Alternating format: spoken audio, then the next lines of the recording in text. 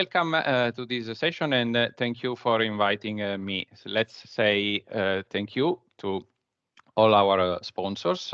Just a few words about me. My name is Andrea, and I am from Italy, but I'm currently living in Denmark because I'm working for Pandora. I hope that all of you know Pandora. It's a famous jewelry firm. And I have more than 20 years of experience in the world of data. My area has always been data and business intelligence, MVP for data platform, speaker in many events worldwide, from SQL Saturdays to community conferences to the SQL Pass. In the spare time, I'm also writing some technical articles for a few sites. Feel free to reach out to me any moment, anytime. It happens that people after the session maybe write to me, reach out to me. It's always nice, and I think you all have always something to say. It's not just one way. It's back and forth to us for having a mutual enrichment. So today we are going to talk. The agenda is very short because actually most of the session is a demo.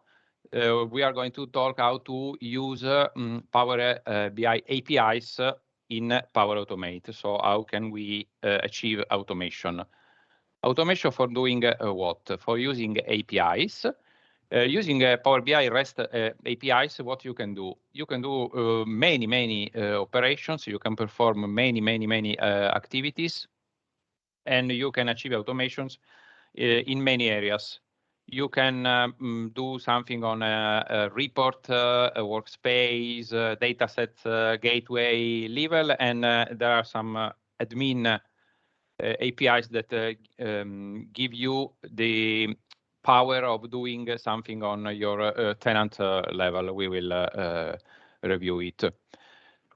So API give you the option to automate kind of manual operations, such as adding or removing people from workspaces, for instances, or for monitoring your data set, the refresh of your data set, adding tables or rows to data set, a bunch of activities that you don't. If you are a Power BI admin, or if you are looking for some governance around your Power BI tenant, this is definitely the way to go. There are also some other options for embedding. You can use Power BI Embedded and embed dashboards, reports, and tiles. As I said, you can audit, and you can do some troubleshooting on your tenant using APIs, and then you can do some reporting. And there is also an additional set of APIs for real-time streaming. The standard structure of an API is this URL that you have here above. So you have a standard set API, powerbi.com, and then the version, and then my org, and this is the standard set, the baseline. And then you have reports. So in such case, I'm reading info from a specific report. So I'm passing parameters, report name, and then the report ID. What you get as a response is always a JSON object. In this the JSON object, you have some info from your report. You have the dataset ID beneath the report. Then you have the object ID, the report name, and the URL for and the embedding URL for your object. There is an option I show you.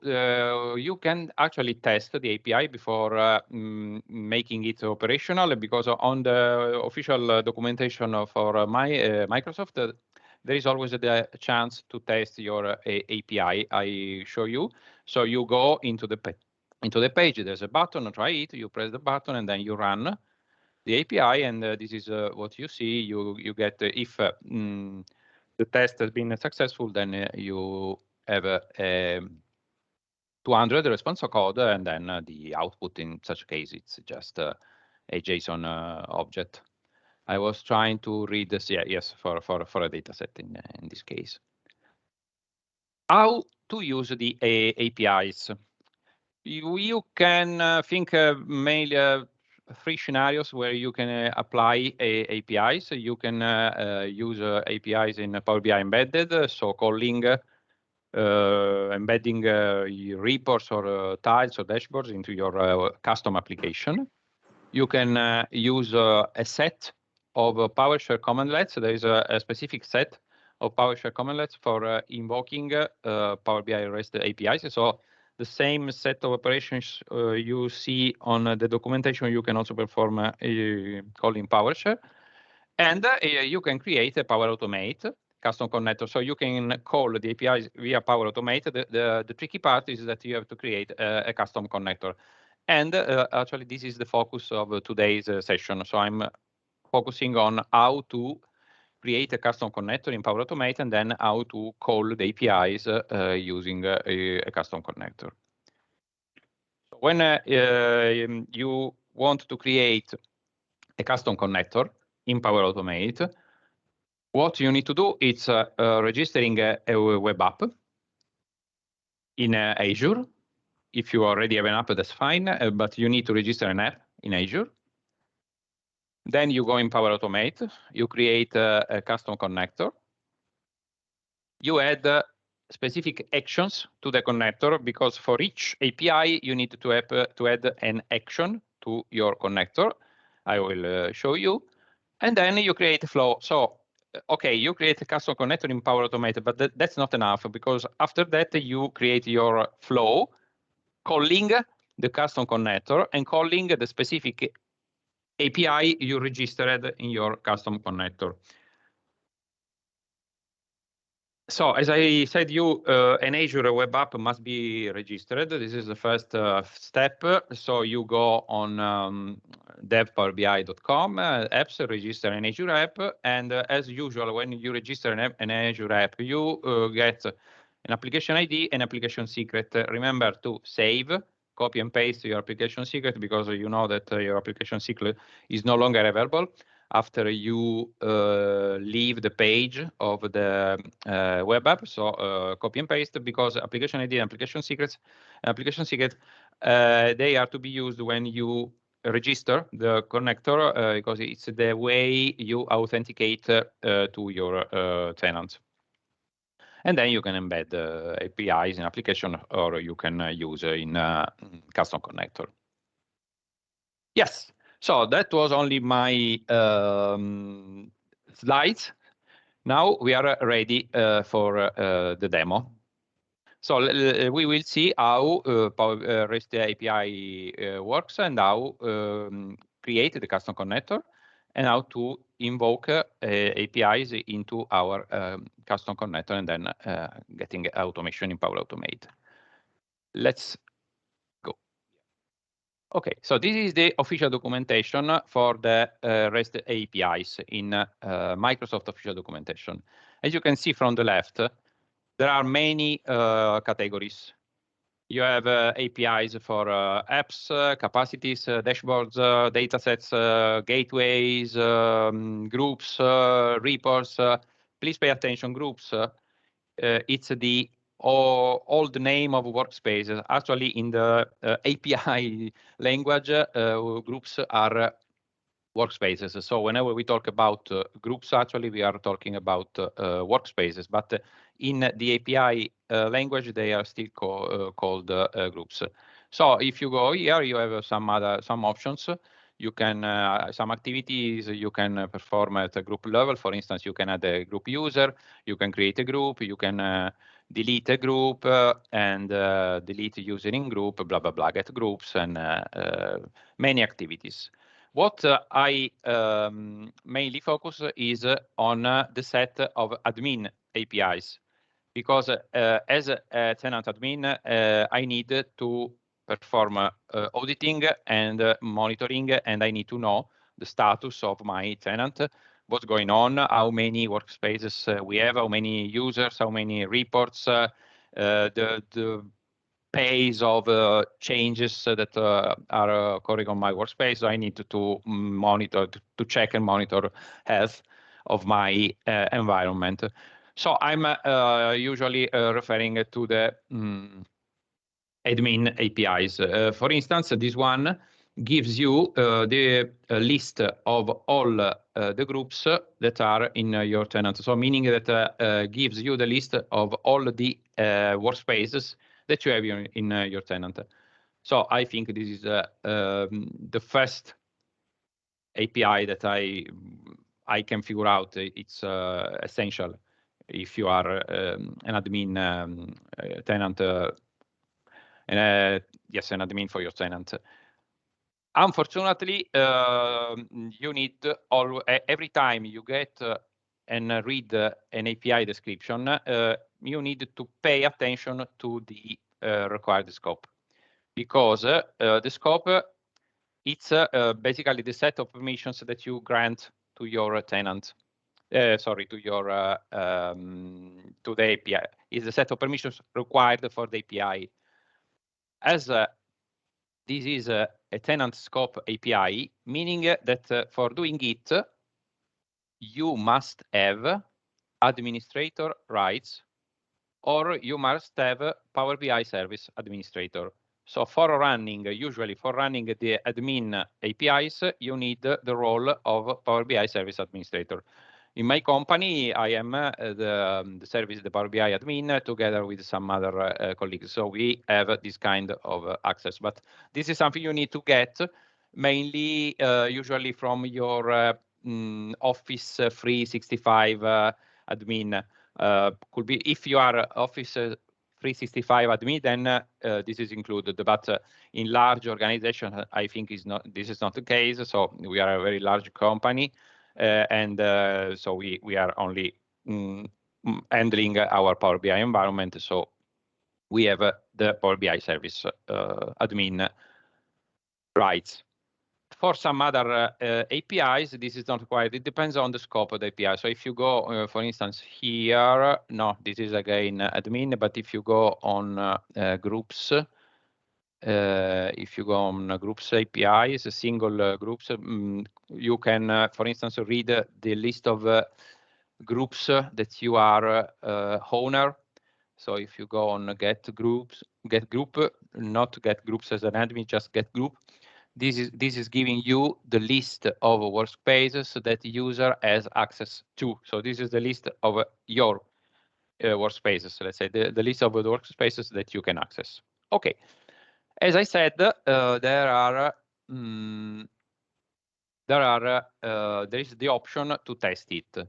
If, for instance, I go here, this is admin datasets gets datasets as admin. So this returns the list of all the datasets for your organization. I think it's another hot topic, as well as for us gateways are a very hot topic. So we want to keep an eye on the datasets, for instance, the datasets refresh, if it's going smooth, if it's failing, and we need to monitor it on a scheduled basis more than once per day. So this is giving me the list of the datasets in my tenant. If I want to test it, I go to try it, and I just need to log in. I am already logged in. If you are not, then it asks you for your account, and this is the work account. No, in such a case, I'm using a test domain that I own, but usually it should be your work account, because you are reading data from your tenant. So this is the API. If I just click on run, I have the admin rights on my tenant. So this is the output, just success. And this is the output, a JSON file. JSON file that is giving me the list of all the datasets in my environment. I have the ID of my dataset, and then the name and some other info about. So these are the info related to my dataset.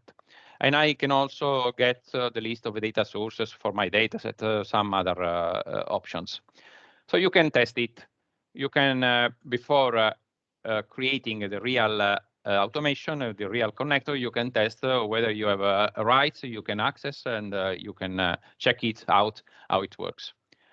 Okay, now that we are happy with it, we need to go and set up the connection and set up the connector. So I go on Power Automate, and in Power Automate, under the tab called Data, I start and I create. No, sorry, there is one thing that I have to show to you. Sorry. So I told you need an app registration. So I already have the app registration. And just one point that worth mentioning is that the app must have some permissions. So what you usually need to do is that you need to grant permissions on your app. So you go into your app and add all the permissions that you need. In this case, it's a test environment, just grant them all, and that's fine. But this is something that could be tricky, because some permissions run at tenant level, meaning that probably you are not allowed to get, and you have to go and beg your Office 365 admin to grant you access on a tenant level. So this is something that could be a bit difficult, but in this case, I'm granting a read and rewrite access for the full tenant, because it's a demo environment. But of course, this is something that you won't usually get so easily. Please take it in mind. Then I have my app. The app is registered. I can go and create my custom connector. So this is Power Automate. I go in Power Automate, and I under the Data tab, there is the option for the menu option for custom connectors. I already have a couple of custom connectors. Of course, I need a backup, so if anything goes wrong, I can show you how it works. And I have already some flows running on these over these connectors, because I have no time for creating a full fledged flow. It takes time. Anyway, I start creating a custom connector, and I start creating a custom connector from blank. So let's call it GPPB 2022 Pune, for instance, and I continue. Okay, I can also add an image to it. I have downloaded something, but absolutely it's not necessary. But I have downloaded the logo of the Power Platform Bootcamp. So, okay, icon, background color, we don't care. And yes, where are you? Okay, and then if you want a short description, and then, okay, so creating a custom connector, it's a bit tricky. And to be honest, there is nothing to understand. It's just a few steps. You see there are 5 steps. It's just some steps, and you have to input some data and some info. So I just have a list of all the URL that I need, all the data that I need to input. There's nothing to, how to say, to understand, and don't get lost. It's just that you have to fill in some technical info. What I usually do is that I prefer beforehand, because then it's easier. So I already know what to input here. Host, it's API powerbi.com, base URL / is fine, and I can create the connector.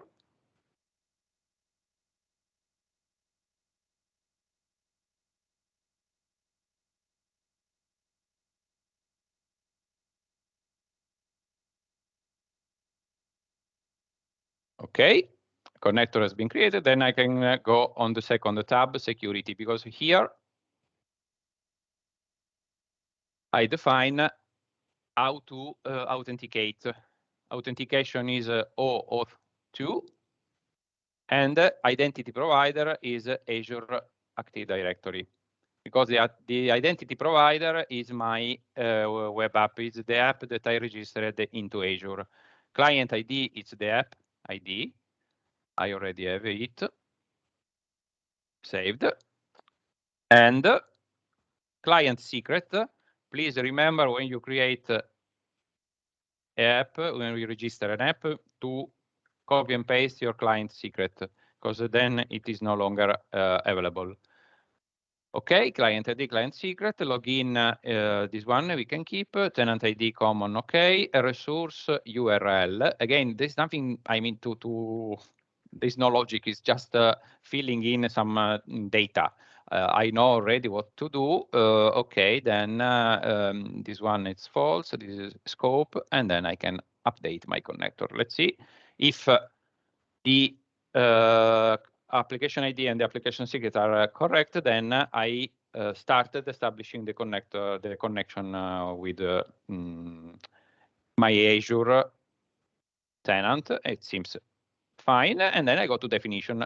Actually, this is the important step to understand, because here I define what kind of actions I want to perform in my connector. So here, under actions, I can call the APIs.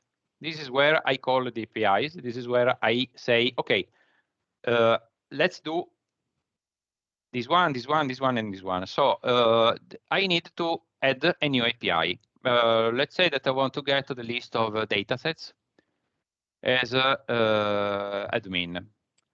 So I say summary datasets. Yes, so datasets get datasets as admin. Admin, this is the operation ID, so this is the real operation name, dataset list. Okay, and then I have to create the definition for my action. I go here and I click on import from sample. So what I do is that I go into the REST API documentation, copy and paste this URL, because this is the URL that I want to call. This is the URL that I want to call, copy and paste here. The action is a get action, so get and then call this URL, and that's fine because usually from get you don't need to pass anything else. You are just reading, so that's fine. Let's see. Then I can import, and I can update my connector. So this is the action that we have to do for every API that we want to call. Every time you want to call an API, you need to add the API here. So you need to define the list of APIs that you want to use. Of course, if there is an API that you start using after you created the custom connector, you can anytime update the custom connector. Go here, add an additional action, and then you are good to go. Let's say I want to see the list of gateways.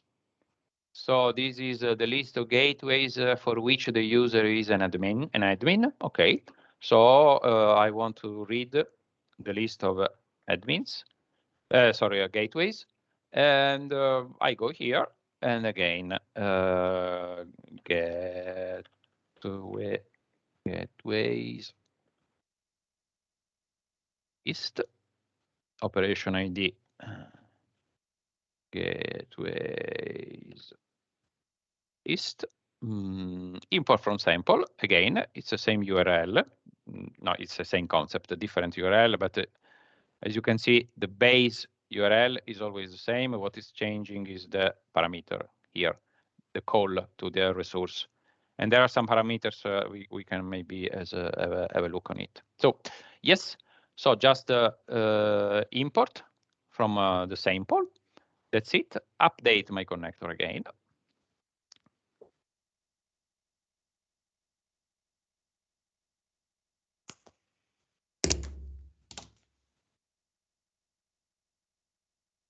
Okay, then I'm ready to go. So if I go, the step 4, to be honest, I don't know what does it, because it has been added recently, but you don't need. Basically, you see it's in preview and it's optional, so you don't need to do it. You go on step 5, and you can actually test your. I need to create a connection to my environment. Okay, so I have created a connection, and then you can test your actions. So if I select the admin datasets list action, let's see, I perform the operation.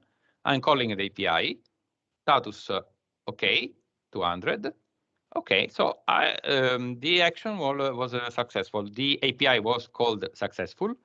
So I can actually read from my tenant through my Power BI tenant through APIs. And this is the list of my datasets, of the datasets that I have in my API, in my tenant.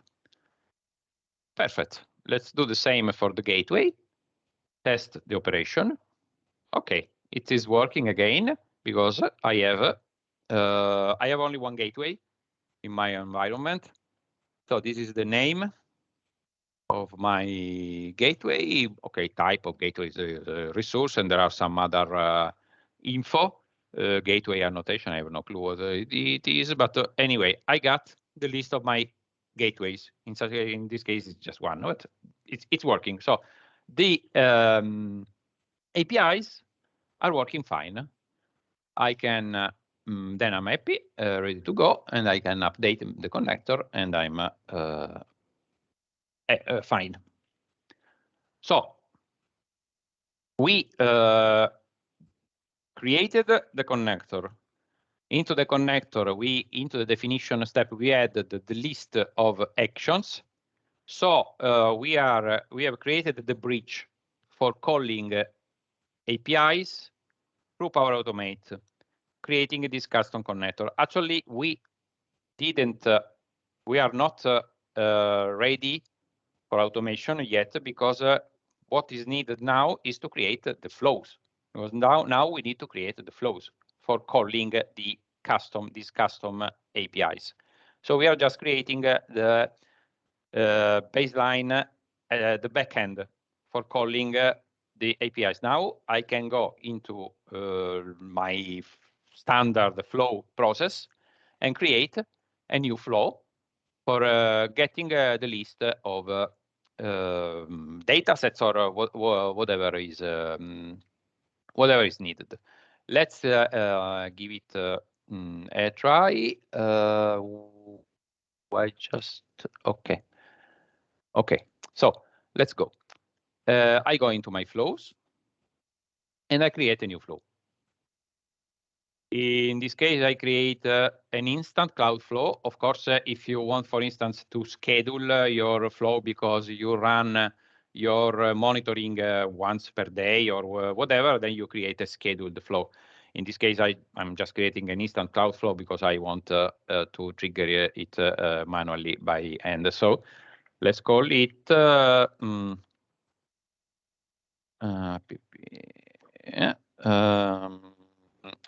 get dataset. Yes, get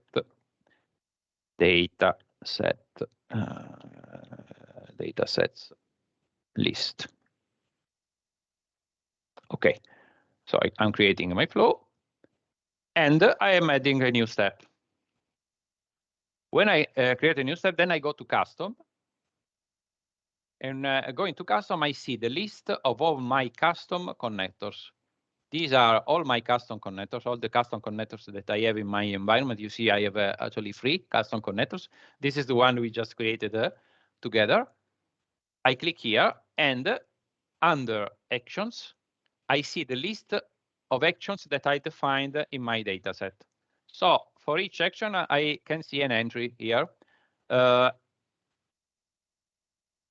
If you want to add more actions, then you will see the list of actions here under this category in your flow. So, okay, give me the list of datasets. No more information is needed because for this flow we are for this action we are not passing any parameter. I will show you something with parameters. So that's fine. Actually, I'm ready to go. If I test the work, the flow actually is running. Okay, I need to sign in. Run flow. Come on. Okay, so my flow ran successfully. So I am reading the list of datasets from my tenant. And this is the output. This is the JSON file that I use as an output. So this is the JSON file. So I'm reading, calling a custom connector in Flow. So I'm adding an action in Flow, calling a custom connector. Okay, and I can read, I can access the info that I need. Likewise, this is a JSON. I talk you and in 1 second. So as you can see here, this is the JSON output.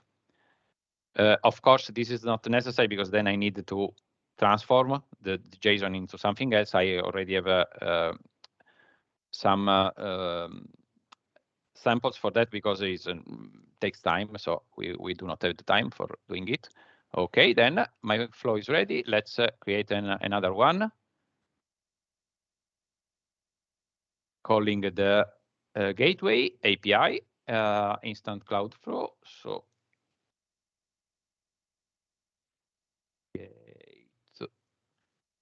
gateways list, manually trigger the flow. New step. Custom. This one. Gateway list. Save. And this one is reading the list of gateways in my tenant.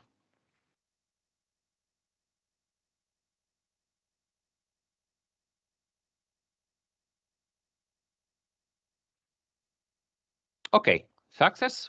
Again, this is the output, just one object in this case, because I have only one gateway, telling me, okay, this is your object ID, the name, and some other info about your gateway.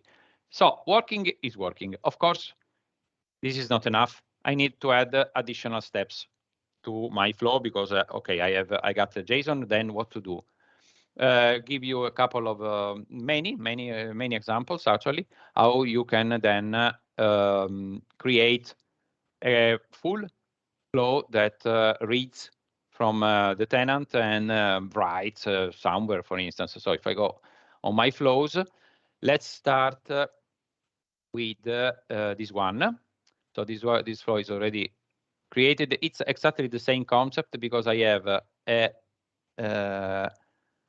another custom connector that has some other actions inside. So if I go into my custom connectors, and this is the custom connector that I usually use, this PBI API connector. Okay, I have the definition of some actions here. This one, it's exactly the same. So it's getting the datasets as an admin, and there are some other actions I will show you. So this is how the flow works, manually triggered, and then it's calling the same API. So it's a different custom connector, but it's the same concept. It's calling the same API for reading datasets. There are some additional steps. This step is parsing the JSON object.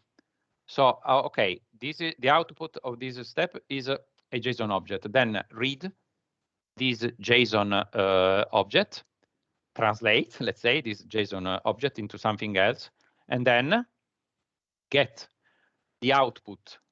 So do an iteration because this JSON file gives you back a list of datasets, in my case, 27, I guess. But anyway, it gives you many objects.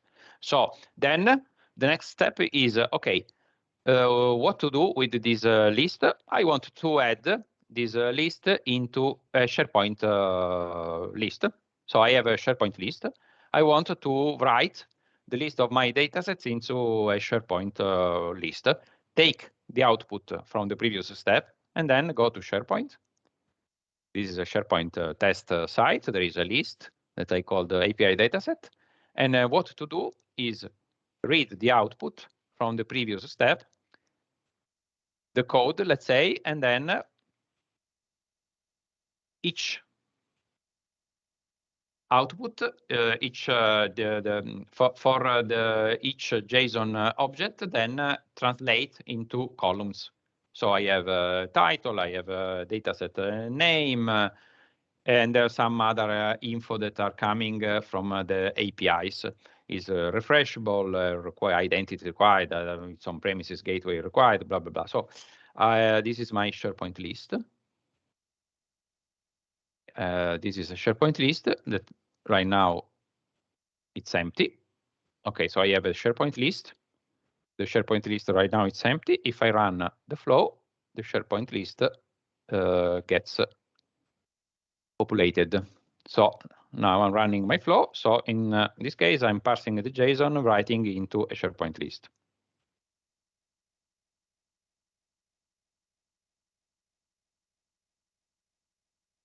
Running.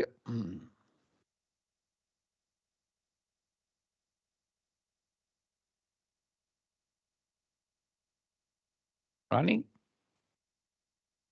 Maybe the list getting, yeah, you see the list is getting populated. I guess there are 27. So I have the dataset ID, the dataset name, and all the owner configured by, so the owner of the dataset, and some other info that I'm directly reading. So I am directly reading from my Power BI tenant through a custom connector and an action defined in Flow calling a REST API. Guess it's completed. Okay, Flow succeeded, and SharePoint is getting some data. Likewise, I can do for another flow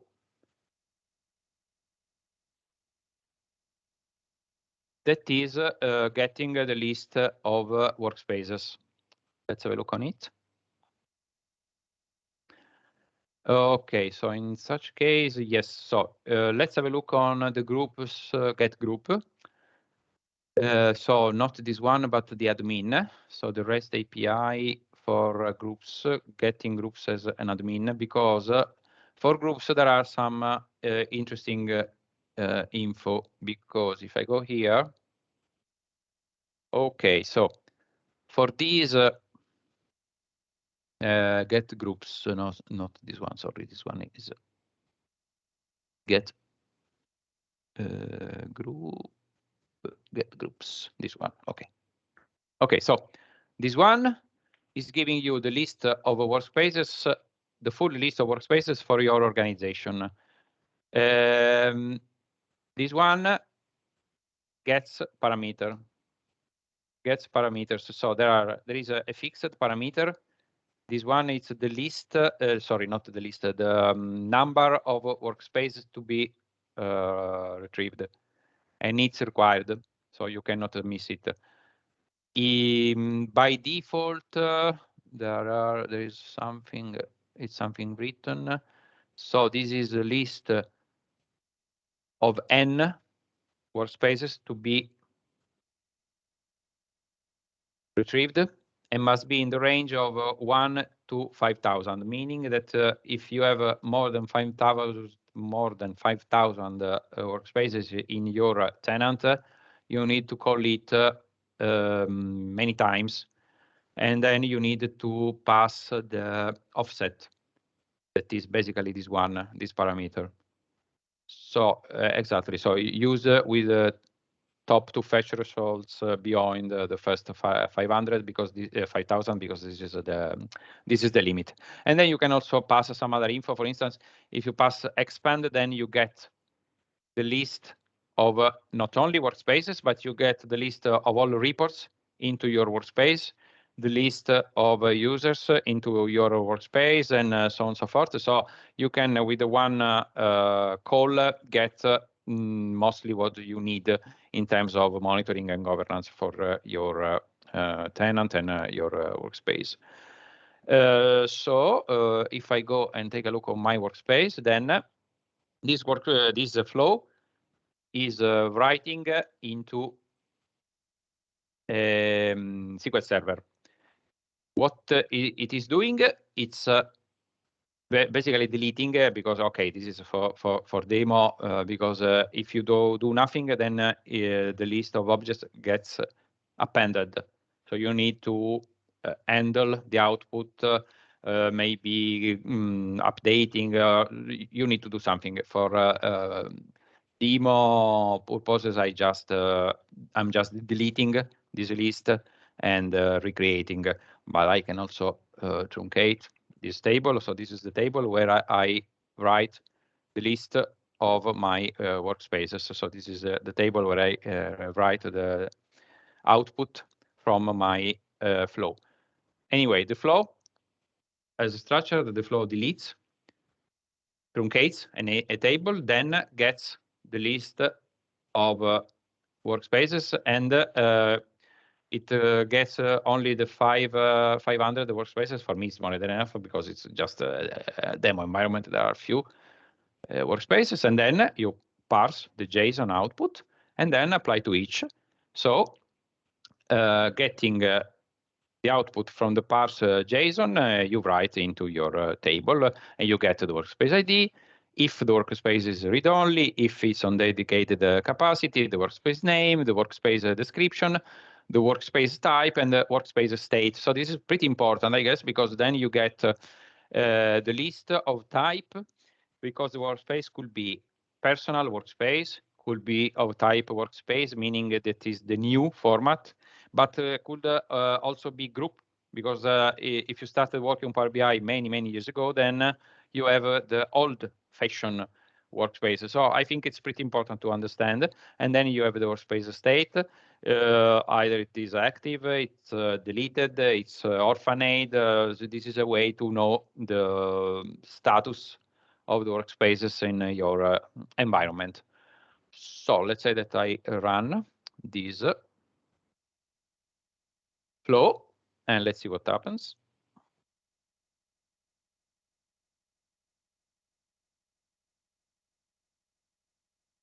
Okay, done. It's running. I bet that the table is getting populated. Let's have a look. Yes, so my table, I guess I have 32 workspaces, and my table is getting populated, as you can see. Takes some time. Power Automate is not so fast, never been so fast. And because, by the way, it's doing it one by one, so it's not working on sets, it's working row by row. So this is an action for each row. It's reading and writing and blah, blah, blah. Okay, so as you can see here, if I take a look on workspace type, I have some personal workspaces, because of course every time a user logs in into Power BI, a personal workspace is created, and could be the case that I also have some group, some group, so some old-fashioned workspace here. So this is a good way to understand how much dead bodies we have in our environment. For instance, could be the case that I have also some workspaces that are deleted or orphaned and blah, blah, blah.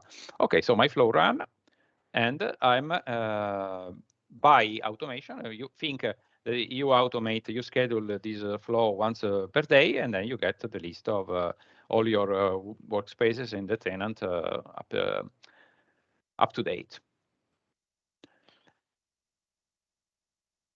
So far, we have seen read actions. So we are getting info from our tenant, but we can also do some posting, and we can also push something into our tenant. So I can also need to go into Power BI. I can also, for instance, add users to a workspace, calling a different API workspace. So it's group. There should be somewhere groups, group add group user. So I have this API. In this case, it is a post API, and I pass the group ID and the username, because there is a request body, a request JSON body to be passed. So I can add a user to a workspace, and I need to pass the workspace ID and then the admin right. Sorry, not the admin, the workspace right, and the object. So let's have a look on how this flow works. No. Okay, so custom connectors, go on my custom connectors, because I have another custom connector with an action. So custom connectors. Okay, this one is doing the job for me because I have no definition. I have a couple of actions. Add group user. This one is adding a group, a user to the group, and you need to pass the group ID, and you also need to pass the username and the permissions. And I have another action that actually deletes. Okay, so, and this one, it's deleting. So the action is delete, and you have to pass the group ID and the user ID. Let's have a look on how it works. I go in my flows, and well, I need to go on Power BI first of all. So I am in this workspace called Leverage Power BI API. So I need the workspace ID. Let's have a look here. Right now, there is only one user in this workspace, and this is me. This is my account, and I have admin permissions on this workspace. Okay, that's fine. Then let's see that I want to add a new user to this workspace. How the flow is built, you need to pass 3 parameters. Workspace ID, because of course we need to know where to add. Then we need to know who, so the username, and then the user right, because you have 4 options: admin, contributor, member, viewer. So the flow, the API wants to know, okay, what kind of permissions do you need? Okay, then and then it's just doing the job. If I run this flow, run here, it's asking me for the parameters. Okay, tell me the workspace ID, then tell me I know there are fictional users for my environment. This is not real people. Okay, and user right, let's say viewer. Okay, and then I can run the flow. Let's see. Done. My flow is running. My flow succeeded, and fingers crossed. Let's have a look here. Power BI. Let's refresh.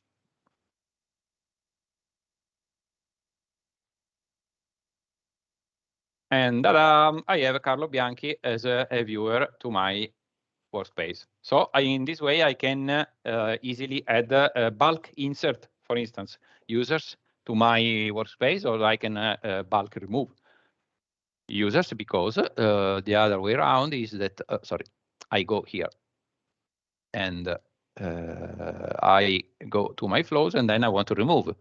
So remove user from my workspace. It's exactly the same concept. Just tell me the workspace ID and tell me the username.